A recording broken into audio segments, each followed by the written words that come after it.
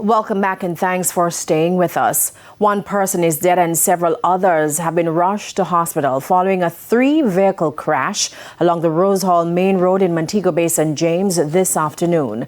The collision, which occurred in the vicinity of Dream Resorts, involved a motor car, a Hiace bus, and a tractor. Preliminary reports indicate that one person died at the scene, while multiple injured persons were taken to hospital for treatment. The extent of the injuries is not yet known. The crash caused major traffic delays in the area as emergency responders worked to assist the injured and clear the roadway. The police are investigating the circumstances surrounding the fatal collision.